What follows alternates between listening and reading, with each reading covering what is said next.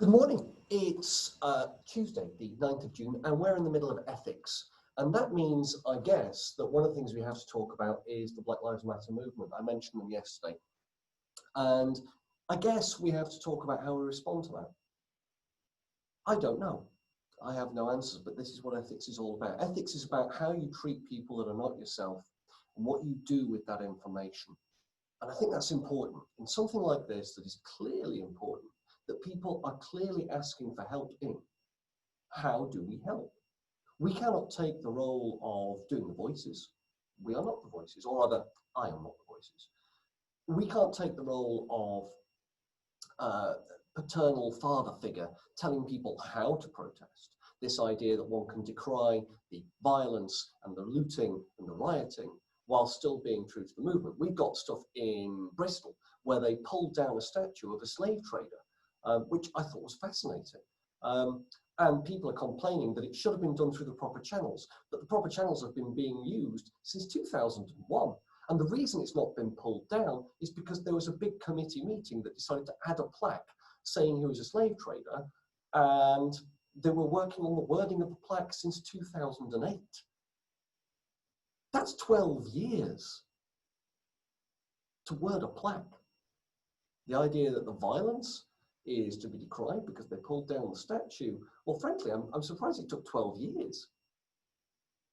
And that's my point.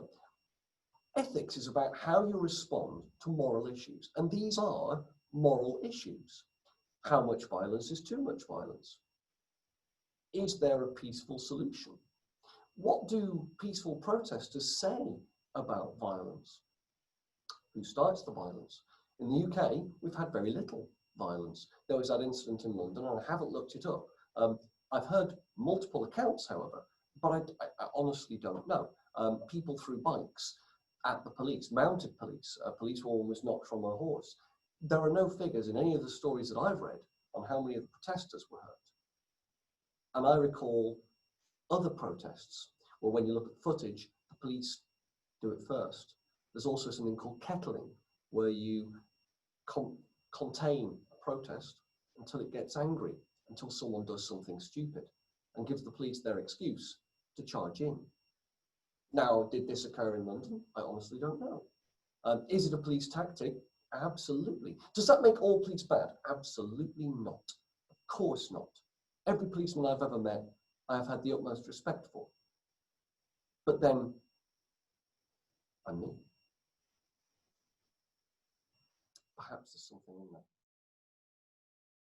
So where do we go from here? The point of today, and the point of me talking to camera like this in A5, is to start a conversation. It's to start you talking and thinking about what's occurring with the Black Lives Matter movement and with the death of George Floyd and multiple others. He's just the latest in a very long list. And to think about what the UK context of that is. The UK protests have been chanting, the UK is not innocent, and we're not. We've had the Windrush scandal from last year. Almost forgetful now, but there it was. We deported people who died in other countries, despite the fact they were born in this country or had residency in this country. We have deprived them of benefits. We've deprived them of healthcare. We've essentially deprived them of jobs. People have been fired over this. And I'm not talking about Amber Rudd, who wasn't fired, she resigned. I'm talking about an actual scandal involving race in this country. We've had the hostile environment, which almost exclusively targets those of a non-white background. We talk about immigration, and what we tend to mean is non-white immigration, because it's easier to spot. So the UK is not innocent, and the ethical conversation I would like you to have and to think about is just to spark it. What are the answers to these questions? And I honestly don't know. I'm not here to guide you to answers. This is not what this is about.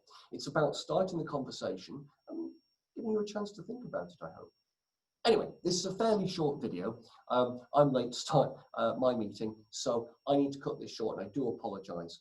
Hopefully, there's something in there to have a conversation about with either friends online or with people you know, in your family, in your household.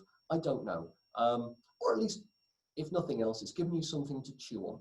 There are no answers that I have. Only you can provide those answers, and only you can decide what your response is. But the conversation is part of that. and consider the morality of it and what your morals are. We have to analyse these things, I guess. Do you agree with police violence if it is in response to a perceived threat, for example? There's another question. I don't know. I have no answers for you.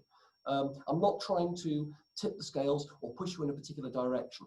You know I have a point of view. I am biased, but I'm hoping that you guys will come to your own conclusions. So yeah, on the back of that rather meaty, heavy discussion, have a lovely day, Year 10. I am absolutely looking forward to seeing you soon. It's a very short time away now. It's next Thursday. Stay safe, and we'll see you then.